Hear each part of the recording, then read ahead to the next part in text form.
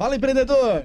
Empreendedora, seja bem-vindo a mais um episódio do Empreenda Eu ia SCCast. mandar, né? Muito conhecimento, relacionamento e propósito. Bem-vindos, cara. Estamos muito felizes mais uma vez aqui nessa gravação, né, João? Muito felizes, cara. Empreender SCCast fazendo história aí, trazendo essas histórias inspiradoras. Boa. Então já se inscreve no canal, ativa o sininho para receber as notificações, deixe seu comentário. É muito importante para nós a tua participação, porque de fato é isso que engaja, é isso que motiva a gente a estar trazendo conteúdo. A gente costuma dizer que fez um MBA aqui nessa mesa, eu e o Felipe, e é verdade, cara. A gente entrevistou muita gente massa aí, que com certeza vale a pena tu conferir no canal. Boa. Lembrando sempre que no empreendanews.com.br você encontra muito conteúdo para desenvolvimento pessoal, profissional, informação, agora com a nossa rede de embaixadores, né? Muito conteúdo massa. Eu sou o JP Taumaturgo. E eu sou o Felipe Rangel. Cara, e hoje vamos falar sobre um tema que tem tudo a ver com o Empreenda News, né? Vamos falar com uma pessoa que tem muito a agregar, inclusive, para o Empreenda News, que fala sobre comunicação, sobre gestão de risco, né? Reputação, construção de reputação. Com certeza. E que, cara, assim, na melhor das intenções, eu vou chamar assim, que ele é um dinossauro, no bom sentido, né? Um cara que respira comunicação, né, há muito tempo. Então seja bem-vindo, Jefferson Douglas da Silva, ele que é jornalista, formado pela Univale, tem MBA em gestão de marcas e reputação. Cara, se eu ler o currículo inteiro aqui, a gente fica até amanhã no podcast, porque realmente é muita coisa. Mas, ô Jefferson, obrigado, cara. Tô feliz de te receber aqui, da gente poder trocar uma ideia e contar um pouquinho da tua história. Seja bem-vindo. Bem-vindo, Jefferson. Obrigado, João. Obrigado, Felipe. Eu, na verdade, fiquei muito contente com o convite, né? Eu sempre trabalhei muito tempo já fora da câmera, longe das câmeras, no bastidor, né? E a gente fica se questionando se tem alguma coisa para contribuir ou não, mas o convite de vocês é quase uma ordem, né? Obrigado, cara. Obrigado. E eu falo que tem, porque, pô, a gente tava falando agora fora do ar, tu tens uma experiência tremenda, né, na parte da comunicação. Comentou ali, foram 20 e... De televisão, 25, 26 anos de televisão, 23 deles na afiliada da Globo aqui em Santa Catarina. E tu chegou a apresentar o Jornal do Almoço numa época onde todo mundo almoçava ouvindo o Jornal do Almoço, né? A gente costuma falar que a época de ouro da televisão, principalmente esse padrão Globo, essa audiência bacana que tinha, essa construção, vem da década de 80 até metade dos anos 2005, 2008, 2010, né? Porque depois veio o boom da internet, né? Isso. Daí muda completamente a dinâmica, aparece o streaming, aparece a TV a cabo com um monte de outras opções. Então, assim, sim, a gente participou de um momento que foi na década de 90 tu era o âncora da... Eu comecei em televisão, me entregando, comecei em 91, né? Novinho, pô. Novinho. Comecei como repórter, editor, apresentador, né? E sim, fiz Bom Dia Santa Catarina durante muito tempo, Jornal do Almoço em Chapecó, em Blumenau, apresentei o RBS Notícias na época, que é o Jornal da Noite em Chapecó, em Blumenau também. E na operação fiz muita reportagem de rua para Ana Maria Braga, para Globo Esporte Nacional, para produção de Globo Repórter. Então, assim, tudo que envolva a televisão nos anos 90, 2000, 2010, até 2018, eu me envolvi de alguma maneira, seja em Blumenau, em Chapecó, em Joinville, em Florianópolis, né? E também intercâmbio na Globo, passei uma temporada lá, então sempre interagindo, produzindo. Cara, apresentação de conteúdo, né? Mas isso é bacana, né, João? Mas assim, eu nunca me vi como um produtor de conteúdo, porque eu sou um cara tímido, eu sou um cara meio reservado, né? Um pouco inseguro, talvez, né? Mas com muita experiência. Mas eu me realizava no bastidor. Programa aqui, quem vai vir? Como é que vai vir? O que nós vamos falar? Legal. Qual é a vibe? Organizar. A câmera enquadra onde? Como é que a gente chama isso de uma maneira bacana? Então, essa é a minha Produtor, na verdade. Exatamente. Alguém que pensa o produto, como é que eu vou chegar da melhor maneira para quem está em casa, para quem está assistindo. Hoje é tão importante o empreendedor, a gente fala com o empresário, com o empreendedor, né? A gente está fazendo uma ferramenta aí que é para mudar o cenário aí, né, do posicionamento, enfim. O empresário, eu tenho a visão de que ele precisa melhorar a comunicação, transmitir aquilo que ele quer, né, transmitir de uma forma clara, né, uma forma segura, com confiança. E aí nasce o Empreenda News, e aí a gente pode até falar disso aí, porque tá junto com a gente aí também conhecendo um pouco da ferramenta. Mas qual que é a importância de saber se comunicar? Ou qual que é o caminho? Por exemplo, eu tô começando a me posicionar agora. Eu me acho um cara ruim, né? Mas eu queria saber de ti, que tem tanta experiência, o que eu deveria fazer? O empreendedor que tá assistindo a gente, o que ele deveria fazer para ele melhorar a comunicação, melhorar o posicionamento dele através da comunicação? O que tu indicaria, né? Qual que é o caminho que a gente poderia trilhar para chegar No melhor posicionamento, vamos lá. Felipe, tem alguns caminhos, mas eu acho que é bom dar um contexto para as pessoas, né? Então, vamos lá. Ninguém aprende a falar hoje, né? Ninguém resolve dar uma entrevista e fica bom nisso no primeiro dia. Então, quando eu faço treinamento de media training, por exemplo, para orientar executivo, para treinar, para o cara se soltar um pouco mais, para saber como falar com a imprensa e tudo mais, um dos pontos que eu trago é que é o seguinte, é uma espécie de academia. Ninguém vai para academia hoje e fica sarado, né? Então, tu tem que fazer um pouquinho por dia, tem que se expor um pouco por dia, né? Sabe que uma das analogias que eu faço do nosso produto, que ele é anual, é que eu falo assim, cara, se tu pagar um mês, tu não vai na academia, velho. Tem que pagar o ano inteiro, que é pra tu aprender a fazer. Né? É a analogia que eu faço. E a mesma forma que tu chegar a ter uma... Para ter desenvoltura. Então, desenvoltura tu tá começando a se esforçar nesse sentido, tu entendeu o que é importante para ti, tu tá fazendo esse movimento, fazer um pouquinho de movimento por dia. Então, de novo, o cara tem dificuldade de falar em público. Se ele não falar no aniversário para os amigos no primeiro momento, depois no outro momento falar com colegas da empresa, se no outro momento eu não fizer uma reunião com um grupo de 6 ou 7 e for exercitando isso, ele não vai conseguir fazer uma palestra para 5 pessoas, né? Isso. Então tem que começar esses movimentos entendendo que é um ponto importante. E existe segundo ponto que eu ia entrar nesse ponto, Felipe, que é o seguinte, entender isso como uma maratona, entender? Por exemplo, as marcas antigamente faziam um esforço muito grande, quem vê o LinkedIn, por exemplo, percebe isso. As marcas faziam um esforço muito grande com a publicidade da marca. Certo. A Apple, a CIMED. Hoje tu vê o CEO ocupando esse espaço porque ele cria uma conexão, ele tem um valor, a informação que ele presta, ela tem um valor diferente do que só aquela informação publicitária da marca, né? E a minha formação é a gestão de marca, eu consigo entender isso assim, que a empresa ela tem a cara do empresário, né? Então se o empresário se comunica bem, se é ele que dá batida, se ele tem um pouco desse entendimento que é importante, ele vai ocupar esse espaço porque ele vai trazer a marca junto com ele. É uma coisa que se funde, né? A marca pessoal e a marca do empresário. Legal. E esse movimento, eu quero agradecer os patrocinadores, mas antes só deixar aqui uma abertura para a gente continuar a conversa. Esse movimento de personal branding, né? Dessa marca pessoal do CEO é algo novo. É né? novo. E eu queria que tu falasse um pouquinho sobre a tua percepção desse movimento, do porquê que ele existe e a força dele. Mas antes eu vou agradecer os patrocinadores rapidinho, pode ser? Claro. Arte Pro Comunicação Visual tá aí na tela para vocês. Letras, caixas, totens, adesivos luminosos, envelopamento de frota, tudo que você precisar para comunicar e posicionar o seu negócio aqui na BR-470 em Blumenau. A Arte Pro realmente faz a diferença aí, gerando esse visual, né, que a sua empresa merece. Temos um novo trabalho aí, né, João? No nosso escritório, né? O quê? Quem é que vai fazer a comunicação? A comunicação visual do novo escritório do Empreenda News vai ser a Arte Pro que vai fazer, né? Boa, além da Arte Pro, a Sicredi é a primeira e a maior cooperativa de crédito do Brasil.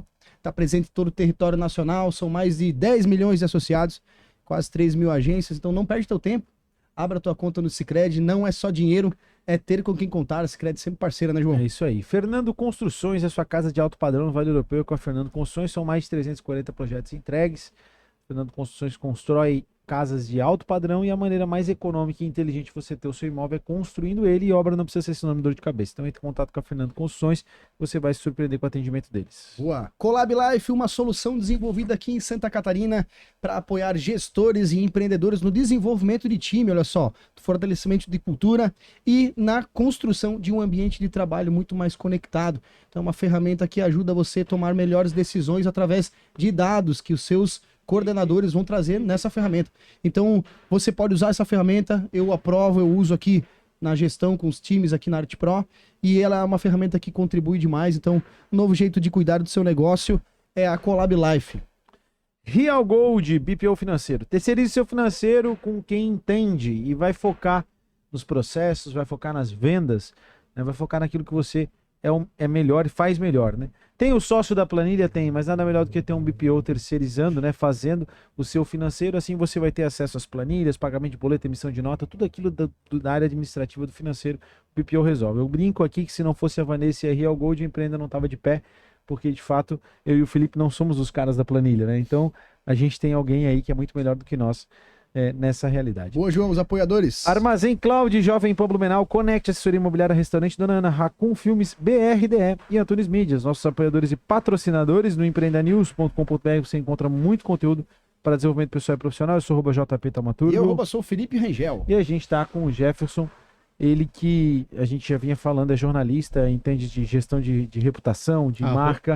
Jeff Dog. Jeff Dog, tem que começar a gerar conteúdo. Ô Jefferson, a gente vinha falando ali sobre essa personalização das empresas, né? Então, eu me lembro bem que uma vez eu fiz um projeto de palestra nas escolas e o contexto girava em torno de levarmos empresários daquela região para dentro da escola, para que as crianças entendessem que por trás de uma fachada havia uma pessoa, né? E olha que engraçado, né? Anos depois, isso foi antes, talvez até, porque eu acho que o primeiro cara, assim, que eu me lembro a nível nacional foi o Luciano Hang, assim, que meio que começou com esse negócio, eu sou o dono da Havan, porque na época tinha uma questão política ali, a galera achava que era do filho da Dilma, tinha todo esse rolê, né?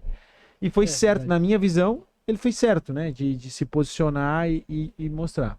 O tempo provou que ele estava certo, né? Cresceu pra caramba e tal. E hoje a gente percebe que cada vez mais os empresários estão se posicionando e mostrando, né? Obviamente que não é feito manada, né? Deu certo para um, deu certo para outro, eu tô fazendo, né? Qual é a tua opinião sobre isso tudo, assim? Qual é a tua visão enquanto profissional dessa área, da importância do cara se posicionar, se deve sempre se posicionar ou não? Enfim, dá o teu play. Eu acho que sim, é um movimento que tá em crescimento, né, João? Tu vê o movimento, por exemplo, do Adib, né, da CIMED, né? Ele personificou, ele trouxe para ele essa cara, essa imagem. Então, até então, a CIMED era uma farmacêutica, uma empresa... É até engraçado, uma farmacêutica, que é um negócio super regulado, farmácia e tal, né? Só que eles encontraram um nicho, um tipo de comunicação, eles têm, de fato, uma vibe que é diferente e isso acaba diferenciando a empresa das outras farmacêuticas. Essa eu acho que é a sacada. Luciano Hang, ele também é uma outra empresa, como foi a Magazine Luiza lá atrás, a Luiza Trajano, né? Ela começou a aparecer de alguma maneira e isso tu começa a associar a marca da empresa com a pessoa.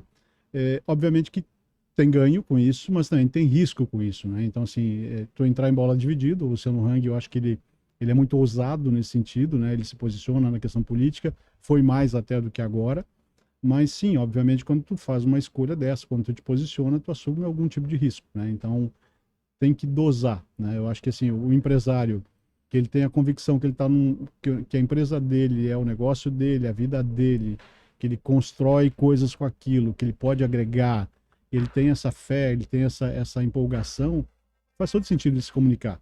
Tem que pensar um pouquinho antes para daí não ser impulsivo e inventar um papo louco cada dia no Instagram. Tem que ter um planejamento mínimo, tem que ter uma orientação talvez, mas sim, faz muito sentido, porque senão tu vai ser só mais um na multidão, né? Então a tua marca tem que se diferenciar e a marca pessoal ela ajuda nesse sentido.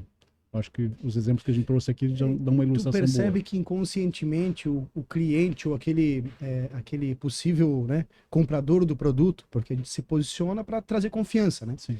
Tu percebe que essa pessoa talvez inconscientemente pense que o empresário estar se posicionando, se colocando à frente do negócio, a empresa tem mais credibilidade?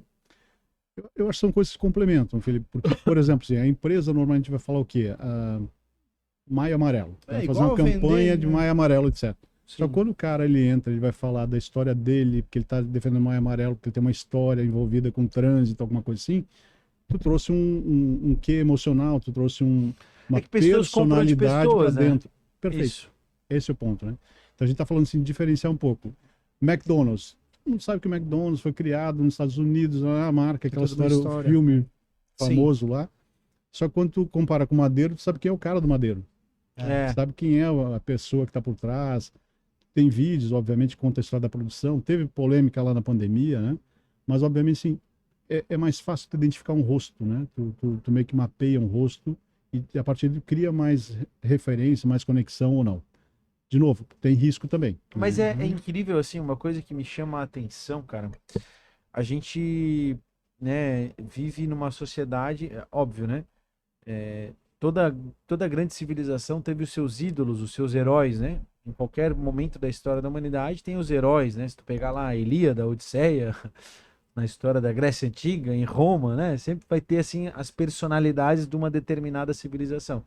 No nosso caso, esse lugar tem sido muito ocupado, sempre foi muito ocupado pelo showbiz, né? Pelo cantor, pelo jogador de futebol, pelo entretenimento como um geral, né? Alguns políticos de relevância. Isso, políticos, né? A gente tem, o Lula, o Bolsonaro, Cada um deles na sua área. Hoje um anônimo pode ocupar esse espaço porque ele conquistou, ele atalhou um caminho. E aí mais que isso, cara, o empresário virou Sim. Isso é muito louco, né, se tu parar pra pensar. Isso com a entrada do digital. Eu só quero registrar, assim, ó, alemão, parou o chás, tá? Parou. Estamos ao vivo, mas tá muito bom. Energia. Então tá bom. Saibam que nós estávamos com um chancinho chato aqui. Pode continuar. Sabe, faz ao vivo. Então, transmissão de televisão. Podcast é isso, cara. Transmissão de televisão também dava problema, tem que tocar o barco, senão. Mas tá muito bom agora. Agora é liso. Mas assim, esse efeito do. Mas isso é novo, né, João? Porque tem a ver com o que eu falei mais cedo, que é a questão do digital. Né? Até então, a mídia tradicional, ou então a mídia tradicional tinha um espaço, por exemplo, no jornal, tinha a Gazeta Mercantil, tinha a Folha de São Paulo, o Valor Econômico. Tem um espaço lá reservado a algumas personalidades. Vitor Fontana, que era CEO da Sadia antigamente. Né? Então, esse cara, de vez em quando, escreveu um artigo, etc., mas ele era conhecido por um público que estava ligado com ou Bolsa de Valores, ou investidor, etc. Agora, por exemplo, eu falei do Adib, da CIMED, é um cara que fala para todos os públicos. Porque ele conta a história do filho dele, botou o filho dele para... Ai, bati aqui. Botou o filho dele para trabalhar, produzir o digital também, cria a história do Carmed, que mexe com as meninas. Então, assim, é um cara que tem agora uma atuação mais transversal. Não é um cara que está nichado ou está num segmento específico. Que atende só... Graças ao digital, porque antes a mídia offline, como a gente chama, jornal, televisão, de uma maneira mais tradicional, ela falava dentro da grade com uma visão um pouco mais direcionada. Né? A gente, já que estamos falando mais da tua área de atuação profissional, assim, depois eu quero contar as tuas histórias. Podemos falar também de receitas culinárias, de É que tu tem muita história boa, o Jefferson de ter uma idade avançada. Foi secretário de comunicação do governo do estado, foi âncora do jornal, fez várias coberturas importantíssimas, né? Mas depois a gente vai falar sobre isso. Vamos falar agora sobre gestão de risco, né? Reputacional. Me lembro bem, uma vez a gente trocou uma ideia, eu estava com uma ideia de exposição eu estava na Câmara de Vereadores e tal. Me lembro que a gente trocou uma ideia sobre um negócio que eu ia fazer, tu disseste, tem certeza? Pensa nisso, pensa naquilo, muda. Será que aquele vídeo dessa forma vai ficar bom? O velho ditado da ação tem reação, né, João? E principalmente porque na época, assim, contextualizando, eu ia fazer eu ia me posicionar de uma determinada forma na tribuna, meio jocosa. E aí ele me chamou a atenção, esse vídeo nunca mais vai deixar de existir. Tem certeza que tu quer aparecer desse jeito? Né? Será que lá na frente isso não pode virar um meme, virar um descontextualizado, pode prejudicar mais do que ajudar? E eu mudei a minha forma de abordagem numa dica dele. Pensamento de longo prazo, isso é gestão de reputação, isso é gestão de risco também. Aliás, é contingenciamento de risco, né? Não se arrisque, né? Assim, quais os pontos de atenção que tu acha que o empresário nesse novo momento do posicionamento digital tem que ter? E como é que funciona esse teu trabalho, né? Junto às empresas e tal, porque é algo que tu oferece, né? Essa análise, né? O João, eu acho que assim, a vivência em televisão, a vivência que eu fiz curso de formação na ESPM a respeito de gestão de crise e tal, tu vai modulando um pouco tua cabeça, né? Mas basicamente assim, pensando em situações do dia a dia, todo mundo está sujeito a uma crise a qualquer momento. A gente não sabe quando é que ela vai vir, não sabe qual é o tamanho dela. A gente falava mais cedo do avião da Chapecoense, né? A Lamia, que é a empresa que operava o voo, passou a ter um caos na mão dela porque um piloto ou a empresa decidiu fazer uma escolha errada. Um político, né, faz uma fala impensada na rede social, a partir de agora isso está para todo sempre. Desde que existir Google vai estar passivo de uma busca, né? Então, eu acho que os caras têm robô, sabe, plugado para pegar o print. Porque às vezes se o cara posta e deleta na mesma hora, mas já dá. É fato, hoje tem um monitoramento constante, assim, tá tudo sendo monitorado, recupera um cache, né? Tu vai buscar aquela atualização da página e tu vai buscar essa informação porque tu tem algum interesse. Então, na política isso é muito comum porque tu vai tentar expor o teu adversário, vai tentar desconstruir a imagem dele para tentar conquistar um crédito com isso. Então, o cara deixa de votar nele para talvez votar em você, né? A gente fala em gestão de crise, né, João? Tem a ver com tentar entender os cenários, fazer uma leitura do que está acontecendo, né? E daí ajudar a direcionar para que a pessoa saia daquela confusão. Acontece muito com empresa. Outro dia estava atendendo uma empresa que é uma grande urbanizadora, é uma das maiores do sul do Brasil, e eles estavam com uma dificuldade com o empreendimento deles lá. tu é chamado e daí tu tem que fazer tu trabalha como um bombeiro, como um apagador de incêndio, né? Então, assim, o que está acontecendo, quais são os caminhos possíveis, o que está sendo dito na rede social, como é que os moradores estão reagindo, e tu começa a montar um plano para tentar fazer um trabalho de recuperação. Mas isso é apagar o incêndio, às vezes tem que trabalhar de maneira preventiva, que é tentar cuidar da reputação dessa pessoa. É o político que escolhe o que vai falar, que cuida na rede social, que se posiciona de uma maneira mais elegante, não faz uma fala impensada. Pensar a reputação como uma coisa para sempre, né? Ou seja, desde que existe internet e rede social, nos anos 90, de uma maneira muito mais intensa, a gente está exposto todos os dias a todo mundo, né? E que tipo de imagem eu estou transmitindo? Que tipo de imagem eu estou construindo? Vai ser uma imagem positiva, e mesmo que às vezes a positiva alguém vai distorcer ela, e é do jogo, né? Ou se eu não me cuidar, vou fazer uma construção completamente negativa, daí eu não recupero mais. E esse trabalho hoje, por exemplo, assim, tem algum case, assim, não precisa citar nomes, mas fala um case de algo que tu participou. Vou te dar um exemplo que é a pandemia. Eu estava no governo do estado como secretário de comunicação. Eu fui chamado porque o governador estava com problemas respiradores, né? Se provou mais tarde que não tinha nada a ver, foi um grande barulho. E eram 2 processos de impeachment, né? Uma comunicação ruim com a imprensa. Como é que tu gere aquilo, né? Claro que tem um trabalho de articulação com a Assembleia Legislativa, mas assim, basicamente, tu senta, bota a bola no meio do campo e pensa, cara, o que a gente tem que fazer? Como é que a gente fala com a imprensa a partir de agora? Como é que vai ser a comunicação na rede social? Que tipo de discurso tem que ser dito? O que tem que ser falado, né? Quantas vezes tem que ser repetido isso até que as pessoas compreendam, né? E, enfim, daí tu começa a O teu trabalho é tipo um personal trainer do CEO ali, da galera para comunicação. Para muitas vezes, sim. Para muitas crises, sim. E é uma coisa assim que... É isso, né? Tipo, tu vai ser um personal trainer da comunicação do cara. Tá perfeito, João. Cometi uma gafe, né? Sabe o que eu me lembrei daquele filme O Discurso do Rei? Sim, esse é um trabalho de media training que tu orienta o cara para também falar para a imprensa se posicionar melhor, né? Trabalho de melhorar a locução. Cara, esse filme é sensacional. Mas se organizar e entender que ele tem que falar. Mas como, né? Como falar para ter um resultado melhor. Que a forma importa muito. Na questão, por exemplo, João, não é sobre o que está sendo dito, é sobre como é dito, né? E tu vai causar um impacto melhor ou pior. Que o que vale é que as pessoas entendem, né? Isso é importante. Eu falo sempre sobre percepção, né? Não importa o que tu faz, importa o que as pessoas percebem. Isso. O João está em casa, cuida da neném, cuida da esposa, se esforça, toca a empresa, empreenda news, faz um monte de coisa. Se chegar em casa, a esposa dele achar que ele não está se envolvendo com a família, não adiantou nada. Porque a percepção dela é que ele não está se envolvendo. Então, assim, ele tem que fazer um esforço para chegar, para que ela tenha consciência do tudo que ele está fazendo em prol da família. Né? E isso é um trabalho de comunicação, basicamente é comunicação. Né? Já quer deixar registrado, Zé? Viu, amor? Tá vendo? Ó?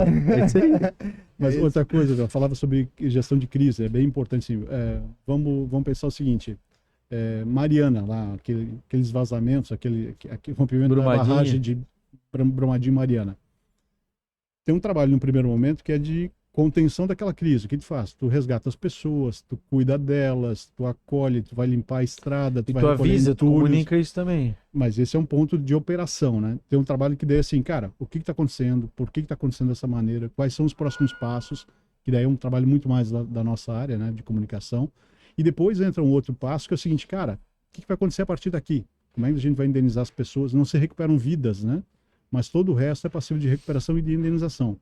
A gente fala que em gestão de risco existem os 3 R's, que é o reconhecimento, putz, erramos, falhamos, era impensável, mas aconteceu. É o remorso, lamento muito que isso tenha acontecido, tá? A gente não quer que se repita mais. E a reparação. Já que aconteceu, já que a gente reconhece que teve uma falha, a gente vai fazer isso aqui para tentar minimamente compensar o que está acontecendo. Vale para a pequena tecelagem que despejou produto químico no rio, vale para o político que se manifestou errado na rede social, vale para tudo, cara. Cara, deu crise 3 R's. 3 R's. Então, assim, eu tenho que ter humildade de reconhecer. Esse é um ponto importante, né, João? Porque senão o que acontece? As pessoas tendem a enrolar, vão tentar enrolar. Eu concordo, eu acho legal essa visão, numa visão institucionalizada. Só que tem pessoas, por exemplo, que são canceladas na internet por bolhas. Sim. E aí eu acho que nesse caso, eu acho que pedir desculpa é um erro, na minha visão. Tu entende meu ponto? Não Sim. tem nada a ver com o que tu falou. Eu tô pensando em um caso... Isolado, uma pessoa pontual. eu vou trazer um caso à tona. O Thales, por exemplo. Thales Gomes lá do G4. Sim. Ele falou lá ele deu uma opinião acerca de mulheres da esposa CEO. você casaria com uma mulher, Não, né? CEO. E ele disse, eu não casaria. Ele não disse, as mulheres não podem ser CEOs. Tanto que depois ele botou uma mulher de CEO do G4, né? Ele não falou mal da mulher CEO. A mulher pode ser o que ela quiser. Mas para ser a minha mulher, para ser a minha esposa, eu não quero casar com uma CEO. Porque se eu já não tenho tempo, se eu tiver uma mulher que não tem tempo, eu não vou ter um casamento de qualidade. Essa era a visão dele. E ali ele não pediu desculpa. Eles fizeram alguns movimentos. Ele bancou e também é uma opção, né? Mas... Eu queria que fizesse uma análise desse cara. Eu não tô dizendo se tá certo ou se tá errado. Tô realmente questionando. Assim, ó, eu sou um cara moderado, né? A minha tendência é tentar olhar o ponto de vista, avaliar vários pontos de vista, ler várias vezes, ver o vídeo de maneiras diferentes para formar um juízo sem paixão. E tudo que a gente mais tem hoje na rede social é paixão. Isso. Ou de um lado ou de outro. Então esse tipo de coisa não me contamina, né? Eu consigo ver com distanciamento e tá tudo certo. Eu entendi o ponto dele. Entendi que, de fato, assim, ele é um cara avisado, é um cara que desperta alguns grupos que não gostam desse tipo de comportamento, das falas dele, e tá tudo certo, é legítimo. Eu acho que, quando ele falou, eu compreendi o ponto de vista dele, é isso que tu comentou, ele fez uma escolha pessoal, né, por uma questão de ter equilíbrio ele errou familiar. em falar isso na rede social, ele não deveria falar isso na rede social. Mas daí, quando vem um cancelamento, né, ele tem dois caminhos, é fazer o reconhecimento, putz, eu falhei, etc., mas não ia reverter, ou seja, entendendo o público que atacou ele, não ia reverter. Fazia sentido então, ele faz mais sentido bancar, né? Então, assim, isso na verdade acabou gerando mais engajamento para ele, porque ele acabou atraindo um público que não concordava com as críticas, né? Então isso é interessante. O caso tem do Casarré, ditado, né? Falem bem, falem mal, falem de mim. O Casarré. Teve o caso da questão da... Sim, chamaram ele de misógino e tal. Mas qual é o ponto? Vou chutar um número aqui. Ele tinha vendido 500 acessos ao curso lá, né? Quando começa aqueles ataques, né, com ataques ordenados de grupos, etc., eu estou dizendo de novo, é legítimo, mas sim, às vezes é meio desequilibrado, ele acaba ganhando uma mídia que naturalmente ele não teria. E essa mídia vai gerar uma atração de pessoas que simpatizam com a ideia dele, mas não estavam atentos para aquilo. Então, o Thales, quando apareceu dessa maneira... No fim, o cancelamento é uma coisa boa. Para algumas pessoas, sim, essa polêmica ela é importante. Até porque só tem que ter o estômago para lidar. O algoritmo ele trabalha com isso. Ele trabalha com a raiva, com o confronto. Não é a paz e amor. O nível de engajamento. O que vai gerar engajamento ele vai jogar para frente. Estresse, é a confusão. Meu áudio tá bom ou não? Tá ótimo. Eu tô te ouvindo bem, Tô te ouvindo bem. Mas talvez teu fone tá um pouquinho baixinho. Deixa eu ver. Tá ouvindo melhor agora?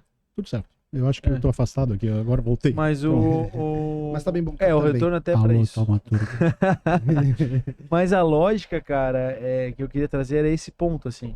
Eu acho que para governos e empresas, tipo, o que tu colocou é coberto de razão. Cirúrgico. E quando o cara comete um erro mesmo, assim, ele tem que reconhecer, tipo, né? Agora, quando tu tá sendo cancelado por uma bolha, aí vale uma análise se não vale a pena bancar. Que existem erros e erros. Eu tô falando de Brumadinho, né? Claro, isso aí, cara, não tem nem que discutir. Cara, lamentamos muito, ou seja, tem uma estratégia, tem uma lógica por trás. Não é uma estratégia que isso não é manipulação. E, na verdade, as empresas deveriam... Ser humano e tentar compreender o que tem que ser feito.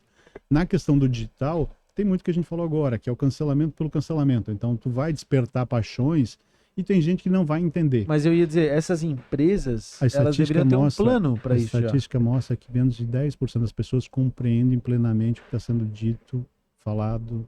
10%? Eu tenho estatística, vou recuperar para vocês aqui em seguida. Mas isso é um analfabetismo funcional. Exatamente. Eu vou buscar a estatística aqui enquanto a gente busca. Aqui. E a gente sente isso, tá? É absurdo, assim. É um nível... Infelizmente, né, cara? Porque não dá pra generalizar. Tem muita gente boa, né? Tem muita gente que é capaz, tem muita gente referência, né? Mas se realmente for o número, é assustador. Mas é assustador, cara. É assustador. Eu tava tentando recuperar aqui na mente um vídeo que eu fiz, cara. Lembrei. Eu fiz um vídeo, o Jefferson vai lembrar, falando da Rua 15 de Novembro, para mudar o nome da Rua 15 de Novembro. Porque 15 de Novembro foi um golpe militar que instituiu a República. Aí tem todo um contexto histórico que não convém aqui, porque eu vou ter que me alongar, né? Mas eu me lembro que eu fiz o vídeo falando sobre 15 de novembro, golpe militar, 1889, República e tal. E os comentários no grupo eram a galera me taxando de um determinado espectro político, sendo que eu nem falei de política, eu tava falando de história, né? Não tô falando de A ou B, ou Lula, ou Bolsonaro, ou o que for. Eu tava falando de história, né? Contexto histórico. E por que que eu achava que a rua 15 de novembro tinha que mudar de nome? Porque pra mim comemorar 15 de novembro é um erro, independentemente do espectro político, não é esse o ponto. Aí eu peguei, aí a galera me xingando, porque não, porque tu é de esquerda, não sei o quê, porque se tu é contra o golpe militar, tu é de esquerda. Porque a pessoa associou ao golpe de 64. Aí eu tive que fazer um vídeo, gente, pelo amor de Deus, entendam o que eu tô falando.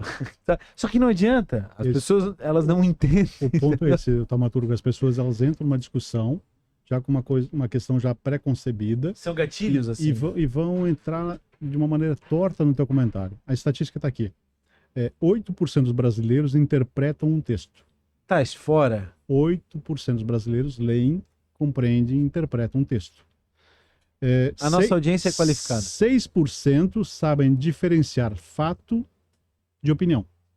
Aconteceu um acidente, ou acho que tem opinião sobre determinado acidente. 6% sabem diferenciar uma coisa da outra. E 29% tipo assim, dos adultos são analfabetos funcionais. Leem, Quantos por cento? 29%. 29%. Leem, mas não entendem.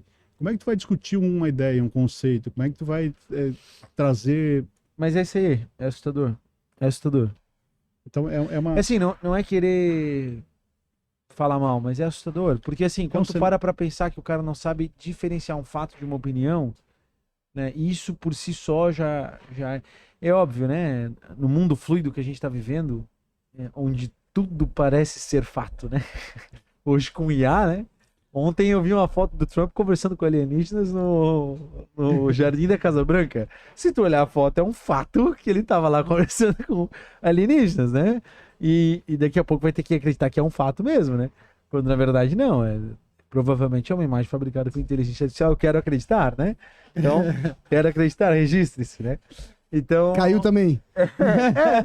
Não, no mundo de hoje eu não duvido de mais nada, né? O Olavo já dizia, se os alienígenas não existirem de fato, existirão porque precisarão deles, né? A única maneira de ter um sistema global unificado é termos um inimigo externo. Então eles vão inventar os alienígenas para nos controlar, né? Mas não vamos entrar nessa situação, a gente vai enlouquecer. Vamos focar no que a gente tá falando aqui. Então isso é assustador, cara. A gente tá falando basicamente de compreensão, então, ou seja... Eu tenho essa dificuldade na discussão, desculpa. Assim, essa mesa é branca. Certo? Essa mesa é branca. A discussão. Não, cabe interpretação. Não, mas ela é branca. Sim. Tipo, beleza, o que é branco? Por que se convencionou chamar de branco? Aí tu pode ir até onde tu quiser, que tu enlouquece. Mas a mesa é branca. Então eu falo, tem gente que chega assim, a mesa é branca. Não, mas eu acho que é amarela. Não, não é que eu acho que é branca, ela é branca, tá ligado?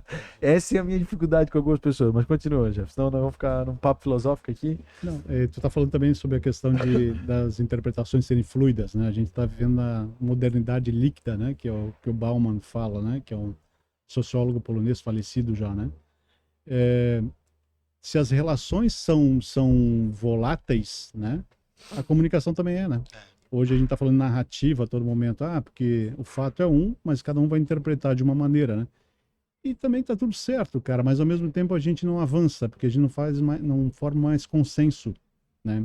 Então, a gente costuma falar, por exemplo, em cobertura jornalística, né? A gente tá perdendo a objetividade, né? Aconteceu um acidente no centro de Blumenau, né? Eu tô dentro do carro, eu vi o acidente de uma maneira. O cara da frente viu o acidente de outra maneira. Quem vê de lado, vê de outro ângulo. A câmera de vigilância, às vezes, vai pegar de um outro ângulo completamente diferente. E a mesma história vai ser contada de 4, 5 maneiras completamente diferentes. Igual botar um 6 aqui, não mudou. Tu vai ver 9. O fato não mudou. Mas tu entende? Aí vem o meu ponto. Ótimo, o 6 e o 9 é perfeito. Eu escrevi aqui. Tá, o que tá escrito aqui, Jeff? Vai dizer que é 9. Pra mim é um 9, né? E eu vou dizer que é 6. Sim. Mas quem escreveu? Foi você. Então o que é? Sim. Então a verdade existe. Sim. É um 6. A gente tá falando de tu tá vendo um 9. Mas é um 6. Aí alguém pode dizer, não, mas e se ninguém soubesse, se ninguém tivesse visto ser escrito, o que seria? Bom, aí a verdade é que a gente não sabe determinar se é um 6 ou um 9. A verdade é que não tem como se determinar se é um 6 ou um 9, porque ninguém viu quem escreveu.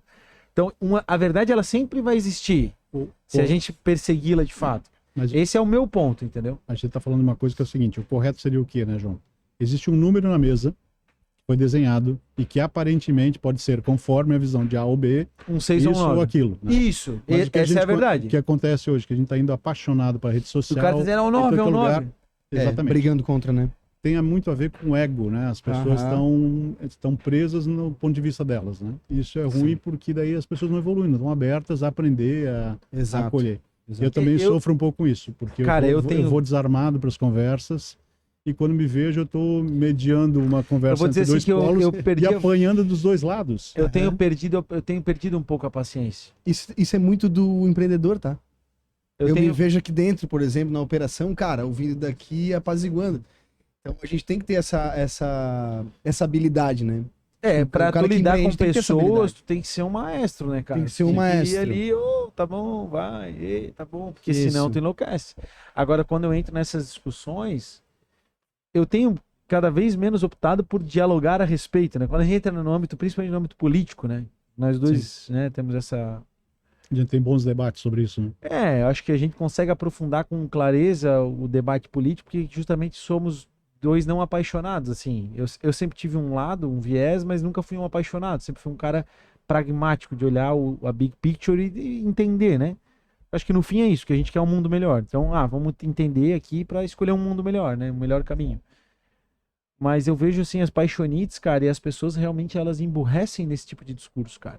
E às vezes a gente tá falando aqui, a pessoa pode estar pensando que eu tô falando de lá, talvez uma pessoa mais humilde da comunidade, pessoa mais simples. Não, cara, eu tô falando de grandes empresários, pessoas que teoricamente são pessoas inteligentes, sabe? Sim. E que às vezes se apaixonam do jeito. Isso, e cara, isso é difícil, cara. Isso é difícil. E o ruim é que vai piorar.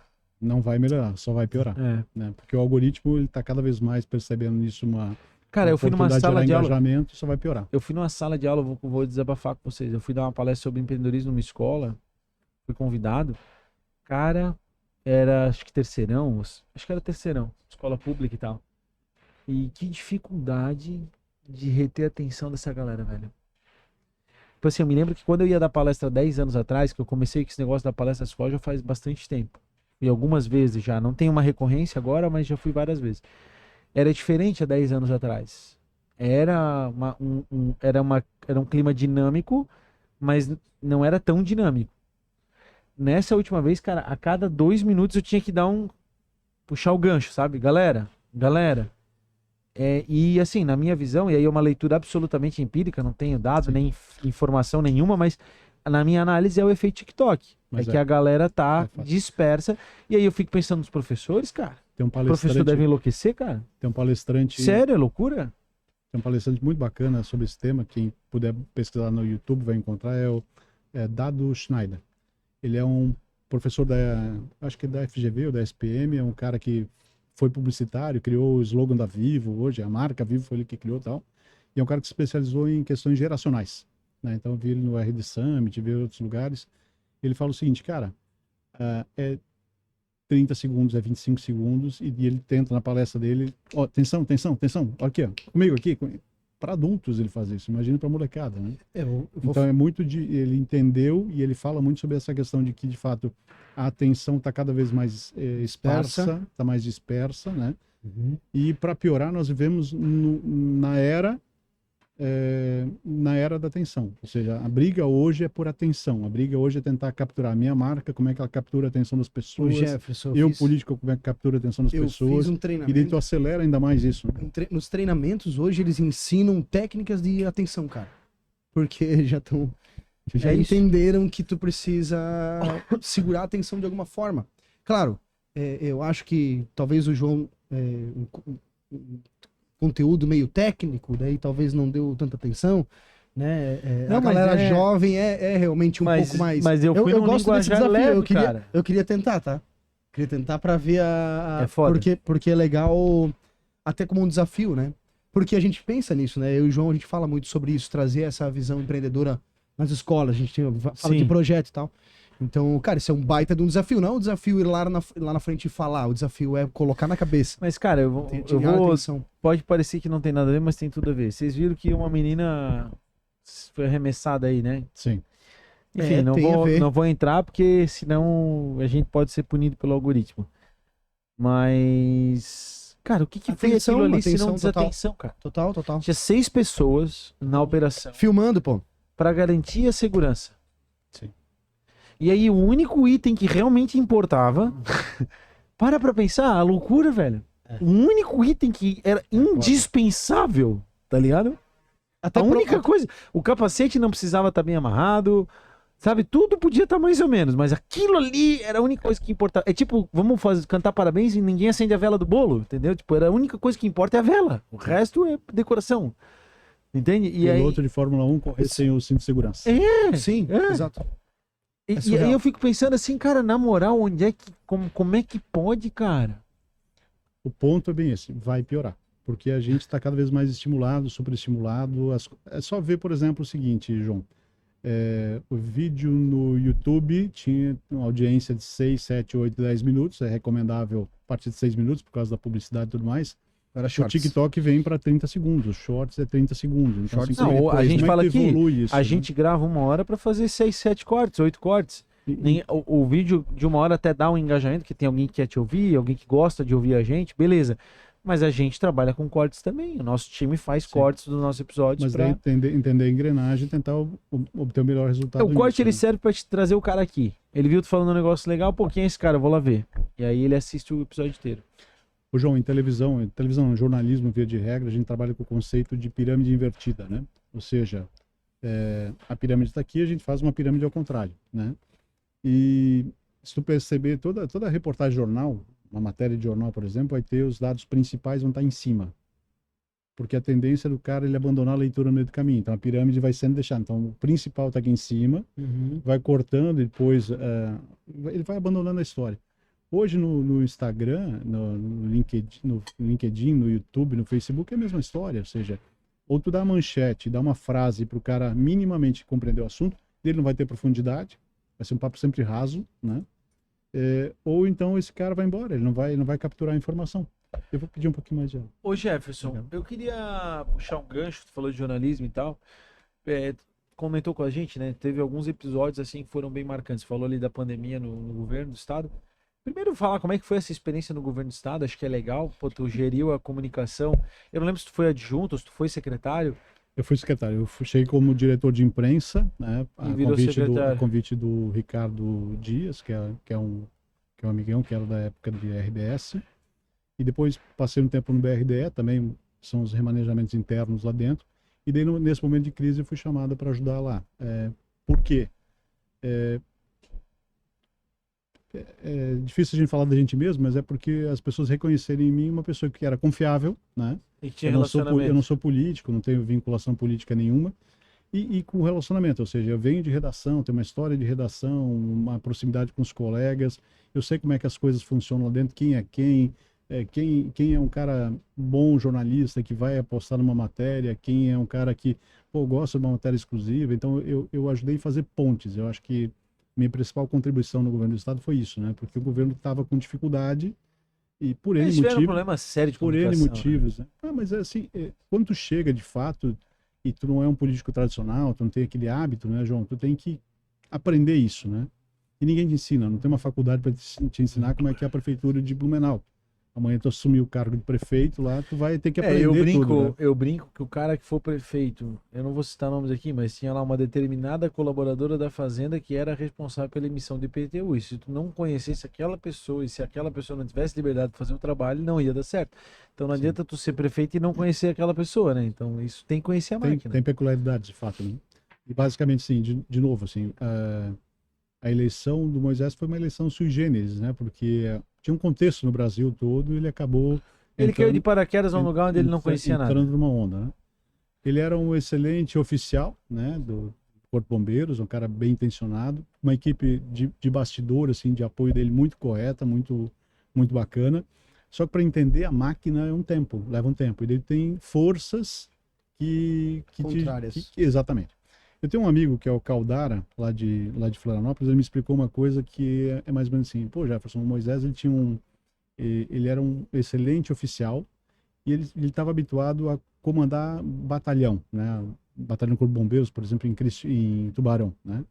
Então, quando ele vai fazer um movimento, ele assim, fulano, eu quero pegar esse copo daqui e levar até aqui, né? Cumpra-se. Vai vir o tenente, vai vir o capitão, vai chamar os soldados e leva o copo daqui até aqui. Né? Ponto. Tá feito? Analogia do Caldara. Ele disse, Jefferson, agora pensa o seguinte, agora ele é governador. Ele quer levar esse copo daqui até aqui. Só que quando ele faz esse movimento aqui, tem alguém, um deputado que faz esse movimento para cá. Ele tem o sindicato faz o movimento para cá. Daí tem o pessoal da um blog contrário e faz o movimento para cá. Quando vê assim, ele vai chegar mais perto possível, mas não vai ser onde ele queria. Por conta desse contexto, um contexto completamente diferente, que só vai aprender na prática lá. Então são dificuldades que não aparecem para o público, muitas vezes as pessoas acham que é fácil.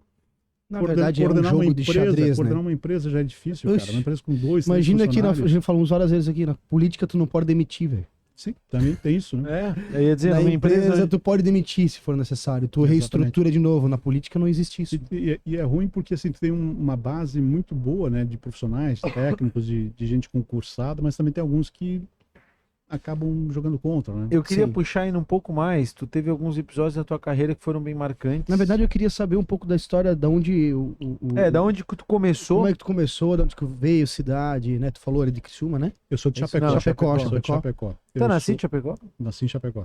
Né? Legal. Então Como é que chegou no jornalismo? Conta um pouquinho da tua história aí. Isso foi um acaso, né, Felipe? Porque eu sou... Nada é por acaso, Jeff. Mas a minha história é bem isso mesmo. Eu sou um acaso, sou o resultado de um acaso. Eu era bancário, estagiário da Caixa Econômica, trabalhei no Bradesco durante um tempo e tal. E daí eu estava na faculdade, fazia faculdade de letras na época, lá em Chapecó. E daí tinha um anúncio, assim, SBT contrata auxiliar administrativo e repórter. Opa, vaga de auxiliar aqui me interessa, né? Pô, bacana, legal. Tá? Eu achava banco era meio loucura, não gostava muito da... Tudo a ver, né? Cheguei lá, o recrutador me olhou assim, cara, tem cara de repórter? Eu disse, como assim, que é isso? Não, tem cara de repórter, tu vai ser repórter. Eu disse, não, quer o trabalho ou não quer? Cara, eu quero o trabalho, mas não pensei em fazer isso. Ele disse, não, então tu vai vir pra cá, tu vai acompanhar a equipe durante uma semana e tu vai ser repórter. Ainda bem que não existia YouTube naquela época. Não tem muito registro. Porque era um mico atrás do outro, assim. Foi um aprendizado na prática. Eu era autodidata, então, né? Só fui fazer a faculdade mais tarde, né? Uhum. Mas aí, assim, essa experiência acabou me abrindo portas na RBS. Daí da RBS eu fui promovido, vim para Blumenau, voltei a Chapecó, enfim. E com o tempo, eu acabei me tornando o cara da empresa que era deslocado para resolver problemas. Então, estamos com um problema de audiência, de relacionamento em Joinville. O Jefferson vai para lá e organiza. Então, fazia um projeto de 2, 3 anos e acabava organizando a operação, contratando equipe, montando, melhorando o produto, né? E fazendo um relacionamento com a comunidade. Então, eu era meio que um coringa para isso. Mas também, na época, eu era solteiro, então isso facilitava bastante, né? Tinha dinamismo mas eu sempre daí tinha esses movimentos e isso acabou criando aí uma carreira mais longeva, né? Uhum. Que tu acaba oxigenando, né? Com o tempo tu vai fazendo coisa diferente, tu vai aprendendo, vai conhecendo cidades novas e pessoas novas também, né? Uhum. Aí depois tu estudou, então? Fui fazer faculdade depois, já aqui em Blumenau, né? E depois, mais tarde, fui fazer especialização em São Paulo, né? Em gestão de crise e reputação, né? E tem outros cursos de formação, ISPM, que é também gestão de crise, fui fazer outras aperfeiçoamentos, neuromarketing, que eu gosto bastante, a questão de os gatilhos mentais, como é que a cabeça do ser humano funciona, e por conta disso também acabei daí entrando no marketing, né? Então eu sou um cara de comunicação, né? Com uma formação em jornalismo e atuação na área de marketing. Uhum. E ao longo da carreira jornalística, tu teve uma série de episódios que marcaram, né? Tu comentou sobre a Chapecoense, por exemplo, que era responsável pela redação da RBS, né? Sim. A jornalística da RBS. E imagino que deva ter várias histórias dessas, mas contextualiza para nós, conta um pouco dessa história. Eu acho que é legal a gente fazer esse registro. O João, assim, eu costumo dizer que eu tive uma oportunidade ímpar, né? Eu convivi com os principais fatos da história recente aqui de Santa Catarina, principalmente. Então, cobertura da Boate Kiss, eu estava envolvido, deslocamos a equipe para Porto Alegre.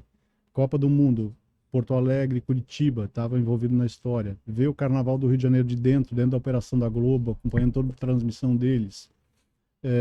Deslizamento aqui em 2008, né? Eu vim para cá, fiquei preso 5 dias na redação, coordenando a equipe, sem conseguir comunicar para fora, porque a antena deu problema. Então começa as pessoas não estavam tendo acesso à informação que a gente estava gerando. o avião da Chapecoense, eu tinha funcionários lá que estavam no avião, alguns colegas, alguns amigos, o Kleber, que foi um grande amigão, trabalhou comigo em Chapecó, inclusive. Então, assim, pelo bem ou pelo mal, eu acho que eu convivi com grandes episódios da história de Santa Catarina nos últimos 15, 20 anos. Aquela onda de atentados, 2013, 2012, por aí, que PCC, PGC queimavam ônibus no estado inteiro, estava na madrugada coordenando a equipe. Então, assim, histórias que muito, muito intensas e que acabaram me permitindo conhecer melhor o estado, entender de jornalismo, conhecer pessoas, atuar com gestão de crise, né? Cada episódio desse é uma crise, né? Como é que eu resolvo um problema desse? Na transmissão, por exemplo, da Chapecoense, um programa sendo transmitido ao vivo, cinegrafista nosso, um colega nosso desmaiando, né? Então, assim, tem toda uma emoção envolvida, tem que levar a informação para as pessoas e tu tem que gerenciar aquele bastidor e não pode transparecer algumas coisas para fora, né? Então, sim, foi um aprendizado muito rico, né? E me deixa muito orgulhoso, assim, né? Porque eu acho que hoje a gente tem uma rotina um pouco diferente na questão da cobertura jornalística, um pouco mais distanciada, um pouco mais light, mais soft, talvez, né? Obviamente, grandes jornalistas, muitos colegas continuam na imprensa, mas eu vejo assim, eu acho que aquela fase de ouro que a gente falava, eu acho que ela já se encerrou. A minha pergunta, já que tu puxando o gancho que tu colocou, cara, assim, vamos lá. É óbvio que a TV ela ainda é um grande canhão e ela tem a sua atenção, né, em diversos momentos, por exemplo, agora a Copa do Mundo, né? Então tem ali uma... YouTube, né? Não, aí que tá. Tem uma grande parcela do Brasil que ainda assiste na Globo. Sim. Né? Tem ali uma grande parcela brasileira. O Cazé reúne ali milhões no YouTube, muitos milhões, e vai chegar ao ponto onde ele vai passar a Globo. 12, 14 milhões. Simultâneos ao vivo, né? Ele ainda não passa a Globo, na minha opinião, porque nós somos 220 milhões. Ele passou. Eu acho que não, cara. No jogo, sim, eu vi uma notícia. Então ferrou. Mas tu tens os dados aí, Jeff? Eu tô buscando aqui para vocês. Sim. Mas a minha pergunta é, tipo, para resumir, e aí eu quero uma opinião de quem é de dentro da redação. Tem muita paixão dentro da TV pela TV, tem muita paixão da rádio dentro da rádio pela rádio. E na minha opinião, esses são veículos que já, tipo assim, honestamente, do fundo do coração, nós temos TV em casa e não assistimos TV. Uma vez ou outra ali, ficou na TV, pode acontecer uns minutinhos e tal. O que falta para virar essa chave, assim? Isso ainda tem um poder? Tu acha que a TV ainda tem um grande poder? Tem. Qual é a tua visão? Todo mundo falava tempo atrás que com a... Eu não ouso dizer que morreu, tu percebe? Eu tô dizendo que perdeu força, não tô dizendo que morreu. Mas muito tempo atrás começou com a digitalização, com o streaming, a rádio vai morrer. A rádio, na verdade, aumentou a audiência, né? Mudou e usou a digital até para alavancar o negócio que é a transmissão ao vivo, né? Televisão, de fato, mudou o hábito das pessoas. Antigamente era mais fácil de sair do trabalho, meio-dia, tu vai almoçar em casa, tinha aquele hábito familiar muito arraigado, a família almoçar junto, ver o Jornal do Almoço, ver o Jornal do Meio-Dia da Record, enfim, assistir os programas, assim como o Jornal da Noite, ver o Jornal Nacional e tudo mais. Isso foi mudando, porque as famílias foram mudando, o hábito do digital vai mudando. Mexe na audiência? Mexe, mas as pesquisas que eu tenho visto, assim, na verdade, mostram que não é uma perda significativa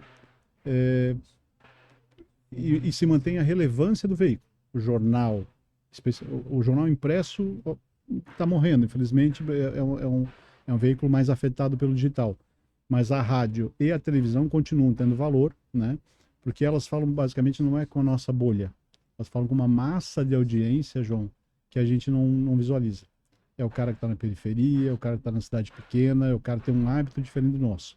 Tu está saindo às 6 da tarde, tu vai correndo para a reunião do Rotary, o Felipe tem outro compromisso, então esse hábito, eventualmente, tu vai deixando um pouquinho de lado e tu vai pegar a manchete em algum lugar, um corte, etc. Mas aquele hábito de audiência, ele continua bem sólido, bem consistente. Ô Jeff, tu usou a gestão de crise para mostrar os dados aí? Quer que eu busque isso aqui também? Não, esses dados se bateu, porque faz muito sentido o que tu falou. Mas o total. que eu vi o ambiente e as bolhas. Cara, tem muita gente que assiste TV ainda, mas o Cazé TV, eu vi uma reportagem, eu não sei se isso é verdade, né? É fato ou opinião, tá ligado? É fato ou opinião, mas eu acho que ele bateu a transmissão ao vivo, bateu a...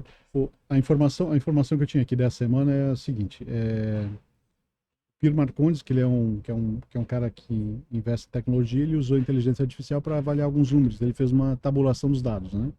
E eu tô tentando achar aqui a publicação, mas ele mostra o seguinte, se não me engano, o Cazé TV deu 24 milhões de visualizações simultâneas, que foi um número parecido com o da TV aberta, da TV Globo, né?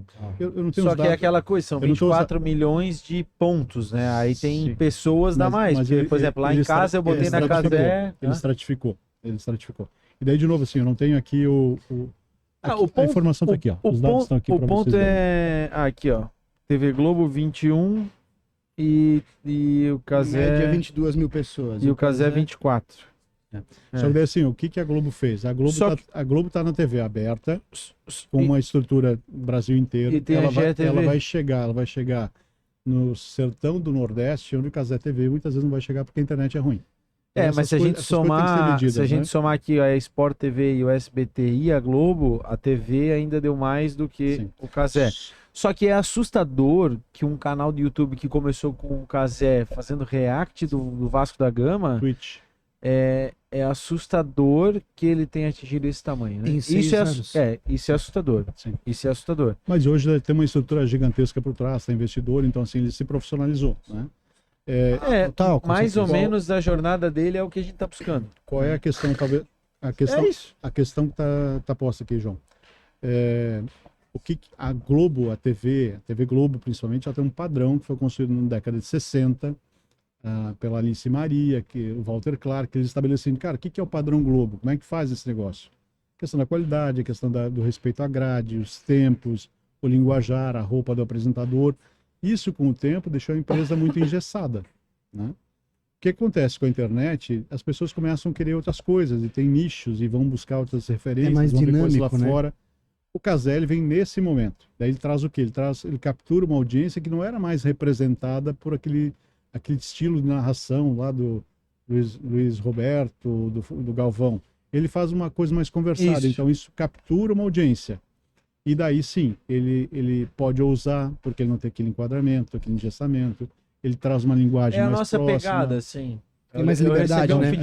Então perceba, a gente tá falando duas coisas diferentes. Tá? Então, assim, audiência, televisão e um cara que faz outra coisa. Tu viu, que por um acaso ele está nivelando. Se mantém ou não, se vai crescer ou não, é outra discussão. Eu não sei se tu assistiu a entrevista que a gente fez com o Zema, e aí eu recebi um feedback de um cara de rádio e tal sobre a minha entrevista com o Zema, tipo, tu não tinha que ter opinado tanto, quem tinha que falar ali era o entrevistado e tal. E eu recebi com alegria o feedback, assim, disse, legal, é bom ouvir, né, tipo, talvez até esteja certo. Mas o dinamismo que a gente quer trazer aqui pro digital é justamente esse linguajar mais leve, onde tu pede água ao vivo mesmo, entendeu? Sabe? Porque se tu ficar engessado, sim, não é um podcast, entendeu? Então, a gente vai receber a Maria Regina aqui, que é vice-prefeita de Blumenau. Ela vai falar com a gente como fala normal, não é uma entrevista. Vou te dizer que com político a gente até tem dificuldade, porque o político ele tem aquele setado, pergunta-resposta, pergunta-resposta, pergunta, e não é isso que a gente quer. Ele tá preocupado com o corte, vai que tem algum corte que possa me ele tá fazendo o controle, como é que é? Gestão de risco. Deixa nós agradecer os patrocinadores e vamos voltar para a finaleira. Vamos lá. Tá bom? Arte Pro Comunicação Visual, você já sabe, não custa lembrar, letras, caixas, totens, adesivos, luminosos, envolvimento de frota, tudo que você precisar para o seu negócio aqui na BR-470 em Blumenau. Sicredi, é a primeira e a maior cooperativa de crédito do Brasil, está presente em todo o território nacional, são mais de 10 milhões de associados e quase 3 mil agências. Abra sua conta no Sicredi, não é só dinheiro, é ter com quem contar. Pessoal, quer construir a tua casa? Fala com a Fernando Construções, construção de alto padrão aqui no Vale Europeu, com eles a maneira mais inteligente de ter o seu imóvel é construindo ele. Fala com o Fernando. Colab Life é uma ferramenta desenvolvida em Santa Catarina para apoiar gestores e empreendedores, para fortalecer cultura, construção de ambiente de trabalho mais conectado e produtivo. Com a Colab Life, conversas são mais relevantes, feedbacks, PDIs e alinhamento de expectativas através dessa ferramenta fantástica. Colab Life, um novo jeito de cuidar de quem move o seu negócio. Para manter o seu negócio de pé, você precisa terceirizar o seu financeiro. Vai por mim, a gente fez aqui, funciona. Real Gold BPO Financeiro. Tudo que você precisar de emissão de notas, boletos, planilhas e muito mais. Obrigado, Real Gold. Boa, Ju. Manda os apoiadores aí. Armazém Cloud, Jovem Pan Blumenau, Conecte Assessoria Imobiliária, Restaurante Dona Ana, Racon Filmes BRDE e Antunes Mídias, nossos apoiadores e patrocinadores. No empreendanews.com.br você encontra muito conteúdo para desenvolvimento pessoal e profissional. Eu sou o JP Tamaturgo. E eu sou o Felipe Rangel. Jeff, finaleira. Tá gostando? Deixa eu curtir aí, se tá gostando. Faz teu comentário aí. Isso. Fala mal da gente para dar engajamento. Jeff, tá acompanhando a gente um pouco aí, né, com o podcast, há 4 anos aí gravando, né? Eu queria que deixasse um feedback pra gente, isso que a gente tá construindo, tá acompanhando um pouco mais de perto agora, né? O nosso objetivo é trazer esse conhecimento, né, pra nossa base, pra nossa audiência. Eu queria que deixasse um feedback para todo o time do Empreenda. Qual que é a tua visão sobre isso? Guris, eu acho que a gente falou um pouquinho antes sobre aquela questão do empresário se comunicar, né? De alguma maneira tem um pouco a ver com vocês, né? À medida que vocês se expõem, né? E colocam a cara e gastam energia e abrem tempo na agenda, né? Para que as pessoas apareçam, para que tenham histórias bacanas, histórias de sucesso, até de fracasso, né? É importante porque vocês estão mexendo na engrenagem. Então, assim, obviamente, ao fazer isso com todo um ecossistema, vocês vão crescer junto com isso, né? E eu fico bem feliz, assim, porque eu vejo a vibração de vocês, eu acho muito legal, né? Fundamental é isso, é ter espaço, é ter boa vontade, é ter o ouvido atento para ouvir as histórias, é estar pouco preso em preconceitos, né? Acolher o cara que às vezes é um cara simples, né? Um pequeno empreendedor, mas ele tem uma história tão bacana, né? Eu acho que vocês acabam sendo uma plataforma legal para alavancar isso, né? Legal. De alguma maneira, eu vejo assim, pequenas empresas, grandes negócios aqui da região, né? Porque a gente consegue trazer essa galera para bater papo, e até quem não é empreendedor, já fui pequeno empreendedor, mas sim, quem não é do dia a dia consegue ver valor nisso, né? Porque tem boas histórias, tem gente do bem, tem gente trabalhando. E a gente já contou várias aqui de intraempreendedores e tem muita história legal, né? Como a tua história é fantástica, né? Quanto que a gente aprendeu aqui, né? E isso é que a gente fala aqui, né? Que a gente fez um MBA de histórias, das mais diversas, né? Cara, são vários cases, né?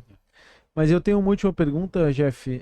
A gente sempre procura deixar um recorte para o futuro, porque o Jefferson do futuro assiste essa entrevista, né? Então, o que tu imagina, né, para o Jefferson, alguma meta pessoal para daqui 5 anos? Deixa um número, um registro, uma história, uma ideia, enfim, alguma coisa que tu se enxerga assim daqui 5 anos. João, eu estou num momento de carreira assim que para mim é bem desafiador, assim, e bem bacana, também motivado, né? Porque eu sempre fui o cara de operação de empresa, de novo, uma carreira de 20 e tantos anos na imprensa, né? Antes disso, bancário e tal. E sempre eu sempre fui um cara muito de responder à demanda, né? De entrar numa operação, organizar a operação, montar a equipe. Eu contratei e demiti mais de 200 pessoas ao longo da minha carreira, então não é nunca um orgulho isso, mas sim, tu tá lá para dar um resultado, né? E agora, mais recentemente, há uns 3 anos, eu comecei a empreender, né? Empreender no meu negócio, na minha consultoria, né? Então eu falo com gestão de crise, eu falo com media training, que é o que a gente está falando, consultoria em marketing, e esse trabalho de comunicação mais institucional, né? Aquele apoio executivo, etc. E eu vejo um espaço bacana ali, porque caso do que a gente falou, eu acho que as pessoas estão carentes, né? Precisam de uma boa orientação, né? Então eu tô feliz pelo meu momento, tô bem motivado pelo que eu acho que tá vindo por aí. Porque gente querendo fazer mais, querendo fazer melhor, e eu acho que a gente acaba se encontrando no meio do caminho. Eu acho que essa é o resumo do meu momento, assim. Eu tô motivado, desafiado para encontrar um momento melhor com gente que eu acho que tá nessa vibe também. E quer deixar algum registro, não? 5 anos? Assim, X clientes atendidos. Não, eu vou botar as ações na bolsa de valores. Não, X clientes atendidos, vamos colocar isso? Em 5 anos? Não, prefiro. Bota um número. Prefiro não. Só para tu dar risada lá na frente. Eu vou atender o Empreenda News. Boa. Então, quando o Empreenda News foi para a bolsa de valores, eu vou estar lá. Eu fico bem feliz de fazer esse registro, cara, que eu já falei para ti, vou deixar registrado aqui. O Jefferson é uma inspiração para mim, é um cara que tem um know-how, uma história, um legado também, né? Não só para as empresas que trabalhou, mas para o Estado até como uma referência. E fico muito feliz mesmo da gente estar conectado, tu tá aqui com a gente. Parabéns pela tua história, né? E olha que legal, eu também quero parabenizar, porque eu não te conhecia. A gente teve uma conversa lá um dia, né, lá no café. E olha como é legal poder registrar, né? Agora eu te enxergo de outra forma, né? Que legal. Como um cara profissional do jornalismo, acho que tem muito a ver com o que a gente tá fazendo, um cara que contribui demais. Então o João me falou, conheço tal, mas agora fez todo sentido, porque que o Jefferson tá próximo, né? Então, cara, muito legal. Acho que tem um cara que vai somar demais aí junto com a gente. A próxima reunião nossa é no Shopping H. Fica o registro. Isso. Valeu, obrigado pelo convite. Tá com a gente até agora? Se inscreve no canal, deixa seu comentário, compartilha essa história. Já vi que aqui no estúdio tá cheio de mulher hoje. Vamos entrevistar. Isso aí. Vamos no empreendanews.com.br, você encontra muito conteúdo para desenvolvimento pessoal e profissional. Eu sou JP Taumaturgo. Eu sou o Felipe Rangel. Somos mais um Empreender CCast para vocês. Um abraço, galera. Até mais. Valeu, galera.